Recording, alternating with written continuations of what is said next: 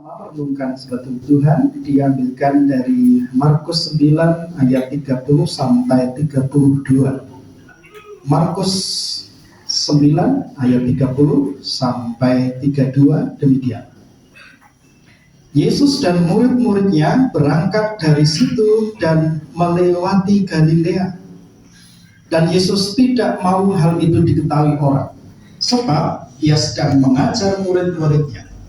Ia berkata kepada mereka, Anak manusia akan diserahkan ke dalam tangan manusia, dan mereka akan membunuh dia, dan 3 hari sesudah ia dibunuh, ia akan bangkit. Karena mereka tidak mengerti perkataan itu, namun segan menanyakannya kepadanya. Demikian pembacaan firman Tuhan. Berbahagialah kita yang mendengarkan sabda Tuhan dan melakukannya dalam hidup keseharian. Amin. Akhirnya saya harus membuka pepatah yang kedua. Sesama pendeta dilarang saling mengkhotbah. Ini ada pendeta senior saya, Bapak Pendeta Emeritus Nomolas. Demikian juga Pak Pendeta Anung dan Pak Pendeta Wawan yang dulu pernah dicalonkan sekitar tahun 2006 ya Pak, di tempat saya. Nah itu pepatah yang kedua. Tapi karena saya harus memberikan renungan ya mohon izin ya Pak Pendeta, Pak Pendeta. Bapak Ibu dan saudara yang terkasih, saya mau cerita bahwa saya ini dibesarkan oleh seorang ibu saja. Karena sejak kecil lahir ayah saya sudah tidak ada. Ibu saya kuliah di Fakultas Ekonomi, jurusan Ekonomi Lemah. Artinya, ibu saya termasuk orang miskin. Saya baru sadar ketika saya sudah dewasa, ibu saya sering menipu saya. Ketika ibu memasak, sedikit bubur, karena zaman dulu makan itu sulit atau gampang Bapak Ibu ya? Betul, sulit. Jadi yang namanya ayam goreng belum tentu sebulan sekali dapat. Yang namanya telur itu barang mewah, paling dapat 1/8, dan itu pun sudah senang banget gara-gara ada bancaan. Betul kan? Jadi saya dimasakkan bubur paling dengan kecap dan makannya dari pinggir itu ya sampai akhirnya ketemu. Dan sering kali ibu saya sambil mulutnya bergaya makan, ibu saya bilang, Hen, karena nama saya Saribri Hono, di rumah dipanggil Hono, di kampung dipanggil Prehono, di sekolah dipanggil Sarif, jadi pendeta dipanggil Sari. Satu orang. Han sambil mulutnya bergaya makan bilang, Ibu bos maem, dan saya makan. Tapi begitu sisa sedikit, pas saya keluar, saya ingat ibu makan sisa dari apa yang saya makan. Saya pikir, oh ibu tadi sudah makan, cuma sekarang belum kenyang, tambah lagi. Dan beberapa kali begitu. Begitu saya dewasa, saya punya anak, saya baru sadar ternyata ibu saya menipu saya. Kenapa? Bagi dia, yang penting anakku warak dhisik. Dan itu membuat saya merasa ya kita punya ibu-ibu yang luar biasa. Ibu saya seperti ibu-ibu pensiunan semua mau berkorban untuk anak, betul nggak? Ayah ibu, kita punya ayah ibu yang mau berkorban untuk anak-anak. Dan saya yakin Bapak Ibu juga ketika kita punya anak bayi, mereka sakit, panas, misalnya habis imunisasi mereka panas, bukankah kita dalam hati bilang, mbok kowe ojo loro, sing loro aku bayi, betul enggak? Dan itulah yang dilakukan oleh ayah, ibu, atau orang tua kita. Mereka rela berkorban karena mereka sangat mengasihi kita. Demikian juga Yesus. Yesus dengan jelas sebenarnya kalau Injil Markus hendak menyaksikan Tuhan Yesus dari daerah Galilea, Nazaret, berjalan menuju Yerusalem, dan itu diceritakan sekali perjalanan dari Galilea sampai Yerusalem itu membutuhkan waktu 3 tahun. Karena Tuhan Yesus mengajar di banyak tempat sampai akhirnya Yerusalem. Injil sinoptik baik Matius, Markus, Lukas membicarakan Yesus ke Yerusalem melewati 1 Paskah saja. Injil Yohanes berbeda. Kalau kita perhatikan Injil Yohanes itu 5 kali Tuhan Yesus ikut Paskah. Nah, tetapi tentu kita tidak akan membahas itu. Tapi yang jelas kalau Tuhan Yesus dari Galilea, dari Nazaret membuat banyak sekali mujizat. Sekarang Tuhan Yesus berfirman kepada murid-murid bahwa ia akan mengalami kesengsaraan, disesah dan mati, tapi pada hari yang ketiga ia akan bangkit. Dan murid-murid tidak memahami sabda Tuhan Yesus. Tapi sebenarnya saudara, itu berarti Tuhan Yesus tahu ia akan dikorbankan, ia akan mati di Yerusalem. Itu berarti sebenarnya pepatah bahasa Jawa ada bilang ulo marani gebuk kutuk marani sunduk. Dan itu dilakukan Tuhan Yesus. Ia tahu persis bahwa ia menuju ke kesengsaraan. Ia tahu persis bahwa ia akan mati mengenaskan. Tapi juga ia tahu persis 3 hari sesudah itu ia akan bangkit. Mengapa ia menjadikan dirinya kutuk marani sunduk? Mengapa ia mau berkorban? Karena ia 2 hal. Ia mengasihi manusia, ia mengasihi kita. Dan ia yakin yang kedua, ada yang disebut kairos. Dalam bahasa Yunani ada disebut waktu, itu ada 2 kata. Yang pertama adalah kronos, yang kedua adalah kairos. Kronos itu kronologi, urutan waktu. Tapi kalau kairos adalah waktu di mana ketetapan Tuhan terjadi dan itu yang terbaik. Berarti Yesus berjalan menuju Yerusalem tidak hanya kronos tapi juga kairos, karena ia yakin bahwa di Yerusalem meskipun ia mati, tapi itu adalah yang terbaik dari Tuhan untuk manusia.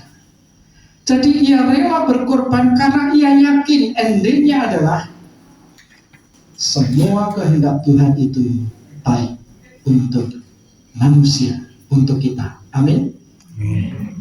Jadi sekarang apa yang patut kita renungkan? Ada 2 hal. Yang pertama, Tuhan Yesus rela berkorban untuk kita. Sehingga saya juga mengamini kalau ada orang bilang cinta itu pasti rela berkorban. Betul nggak Bapak Ibu? Betul. Contohnya, ketika Bapak Ibu, ketika kita pacaran, kira-kira rela berkorban atau mengorbankan pacarnya? Kalau Bapak Ibu ketika pacaran, ketika makan di restoran, kira-kira yang mengeluarkan dompet duluan siapa? Apalagi kalau Bapak Ibu bekerja semua ya. Waktu pacaran kira-kira yang cepat mengeluarkan dompet siapa? Bapak atau Ibu? Laki atau perempuan? Laki. Ya, ada sebagian laki-laki yang dengan cekatan mengeluarkan dompet, tapi juga ada yang laki-laki pura-pura, iki kok dompetnya angin, ditarik-tarik setelah kantong kok angin. Ya, katanya apa angin dompet untuk sekolah kantong. Ya, begitu keduluan dengan pacarnya, dia akhirnya mengeluarkan. Terus bilang apa? Hidupmu rapayu, betul nggak? Karena apa? Oh, kesuwen. Ada itu gaya tadi mengeluarkan sulit itu sebenarnya gaya. Wih, saya sembayari. Gue masa orang apa gitu. Orang yang pacaran itu selalu rela berkorban.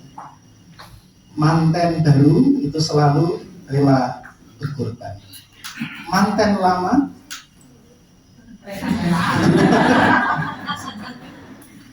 harusnya tetap rela berkorban. Betul nggak? Kenapa saya ini dikorbankan terus? Itu rumong sombong gitu. Jadi Bapak Ibu, kalau Yesus rela berkorban, Yesus menciptakan relasi, karya Allah menciptakan relasi yang baik, maka relasi yang baik pasti didasarkan kasih. Dan kasih itu pasti apa? Rela berkorban. Saya kemarin PA di wilayah dan membahas soal Kidung Agung, kitab Kidung Agung yang membahas tentang percintaan. Ada yang tanya nih, Pak, kami ini kan sudah menikah lebih dari 10 tahun loh Pak. Bagaimana caranya supaya kami ini seperti waktu pacaran? Loh, jawabnya gimana Bapak Ibu? Ternyata salah satunya adalah karena orang pacaran itu menghindari mengkritik pacarnya, selalu rela berkorban untuk pacarnya. Tapi kalau sudah menikah, yang terjadi gampang mengkritik suaminya, gampang mengkritik istrinya. Kalau bapak-bapak terlambat menjemput, kira-kira ibu-ibu bilang bagaimana? Apa boleh kenal? Sekolah kan jadi jam loro kok. Enak kita selesai. Aku ini nanti panas hitam kayak ini. Betul nggak bapak-bapak? Oh enggak ya? Enggak. Soalnya ibu-ibu jika Jatilogoser itu baik-baik kok. Amin. Iya. Enggak gampang marah, enggak gampang mengkritik, enggak gampang menyalahkan suami. Betul enggak? Nggih Pak, oh telat toh Pak, rapopo terus-terus mau ya.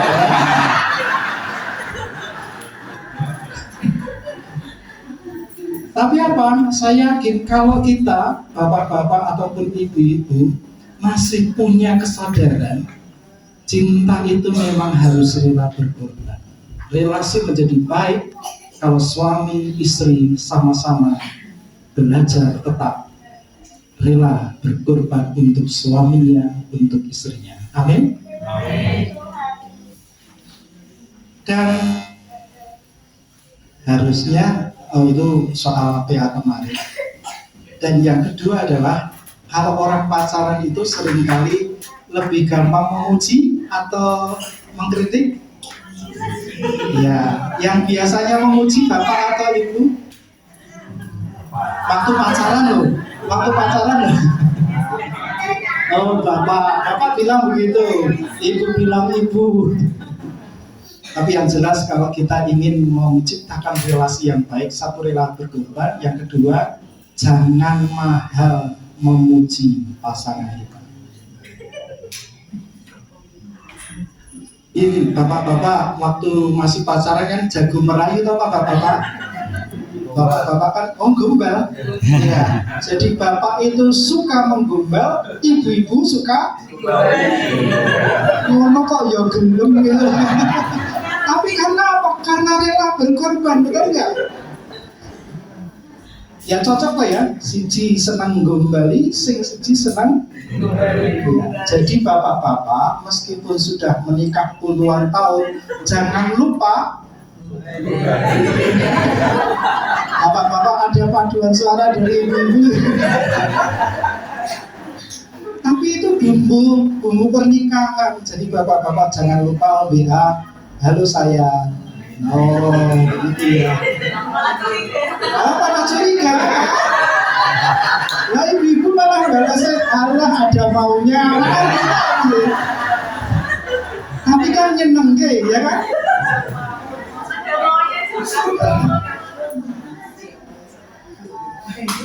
Jadi untuk membangun relasi, dan Allah sudah menciptakan relasi yang baik dengan manusia adalah dengan rela berkorban. Itu pengajaran yang pertama. Pengajaran yang kedua adalah ada kronos, ada kairos. Kronos itu kronologi, urutan waktu. Tapi kalau kairos itu adalah pada waktunya Tuhan akan memberi yang terbaik. Itulah yang disebut waktu Tuhan. Yesus memang sengaja seperti kutuk Maharani Sunduk, justru mendekati kesengsaraan, mendekati kematian dengan sengaja, karena ia yakin apapun yang terjadi itu pasti baik.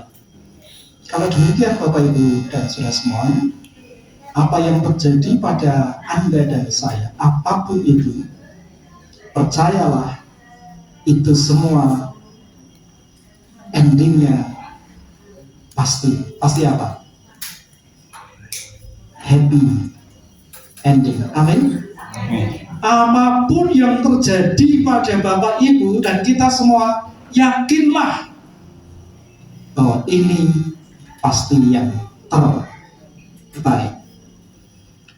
Pak Pendeta Anung, Ibu Ika, serta anak-anak bisa bersaksi bahwa rumah ini rumah anugerah, betul nggak? Tapi jangan hanya percaya bahwa ketika dapat rumah, ketika dapat mobil, ketika dapat sesuatu berkat kesehatan, kesembuhan, Anda percaya itu baik. Tapi juga dalam waktu kita sakit, waktu kita kehilangan orang yang kita cintai, waktu apa yang kita miliki diambil dari Tuhan, yakinlah ada kairos. Apa? Ada waktu Tuhan dan itu baik. Maka apapun yang terjadi dalam hidup kita, yakinlah ada kairos, ada waktu Tuhan dan itu yang terbaik. Kalau Bapak Ibu ada yang bergumul dengan sakit penyakit, kalau Bapak Ibu ada yang bergumul karena ada punya hutang, siapa yang punya hutang? Ya. Yang racun cuma saya dengan Bu Ika. Wah, yang lain warga Telogosari nggak punya ternyata. Amin gitu ya. Waktu kita punya pergumulan berat, yakinlah tidak hanya ada kronos urutan waktu, tapi di waktu Tuhan selalu pasti ada yang baik. Amin. Amin. Tuhan menuntun Bapak Ibu dan saudara semuanya dari Telogosari sampai di sini dengan selamat dan yakin sampai pulang dengan selamat, itu karena anugerah Tuhan. Dan apapun yang terjadi pada Bapak Ibu, yakinlah semuanya baik. Amin. Amin. Terakhir, karena tidak baik kalau khotbah itu panjang-panjang. Kalau khotbahnya panjang, Bapak Ibu pasti dalam hati bilang, amin, ini kapan ya? Supaya tidak panjang-panjang. Supaya tidak panjang-panjang, saya suka mengajak jemaat saya untuk angkat tangan dan mengucapkan kata-kata berkat imaniah. Tolong angkat tangan semuanya, kanan-kanan, tempelkan di dada, dan katakanlah dengan saya yakin hidupku diberkati Tuhan.